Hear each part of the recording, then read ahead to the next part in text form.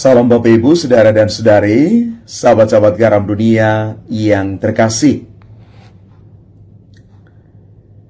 Kisah para Rasul mengajak kita sekalian untuk merenungkan bersama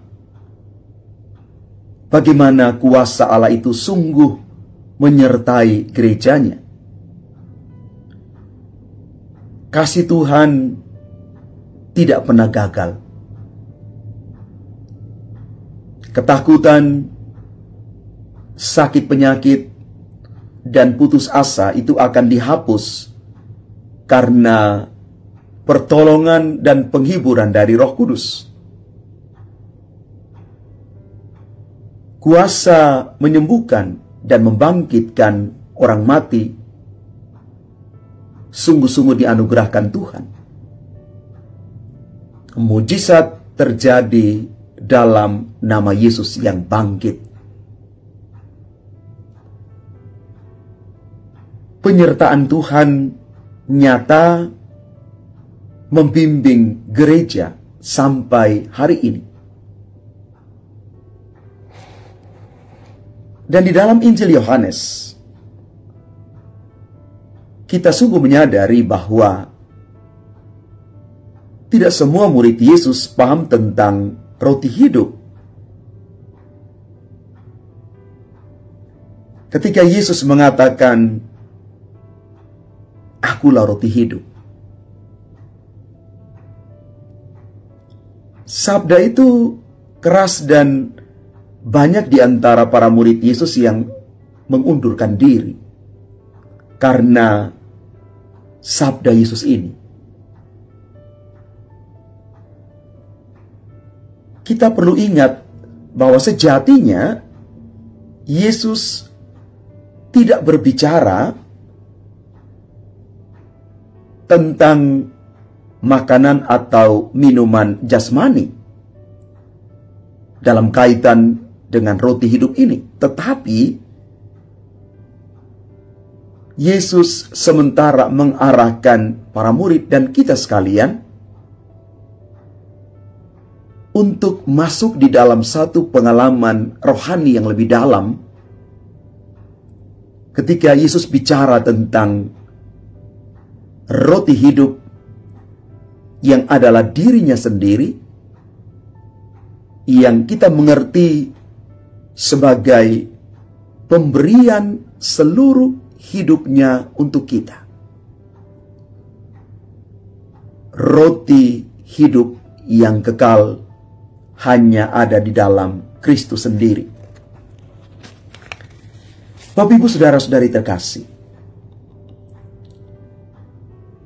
sabda Yesus adalah roh dan hidup bagi yang percaya kepadanya. Karena itu sabdanya kita mengerti bukan semata-mata menurut pemikiran kita,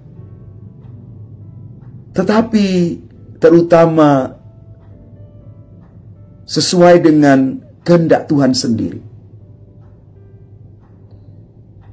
Biarkan sabda itu menjadi kebenaran tertinggi yang mampu mengoreksi, meneguhkan, dan membimbing kita. Sabda Tuhan mengarahkan kita kepada kebaikan.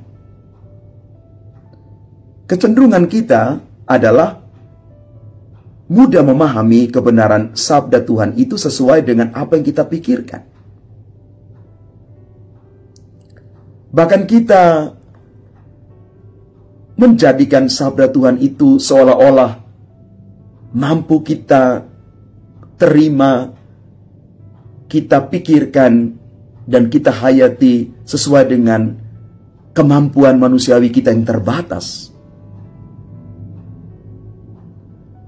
Maka kita mau sepakat bersama bahwa kita ingin menempatkan sabda Tuhan itu sebagai kebenaran tertinggi dalam hidup kita. Dan kita terpanggil untuk percaya kepada sabda Allah itu bukan sebatas menggunakan pemikiran manusiawi kita, tetapi kita mengundang Roh Kudus supaya mencerahkan hidup iman kita, supaya sabda Tuhan itu boleh mengubah kita. Sabda Tuhan tentang roti hidup itu bukan hanya semata-mata makanan jasmani, tetapi lebih daripada itu. Sabda Tuhan tentang roti hidup adalah pribadi Yesus itu sendiri. Dialah roti hidup sejati yang menyerahkan seluruh hidupnya untuk kita. Maka dalam konteks ini, kita memahami sabda Allah dengan iman yang teguh. Bukan hanya dengan pemikiran kita manusia yang kadang-kadang terbatas. Kita minta Roh Kudus setiap hari supaya kita dicerahkan untuk melihat dan memahami sabda Allah dengan cara baru. Tuhan memberkati kita sekalian. Amin.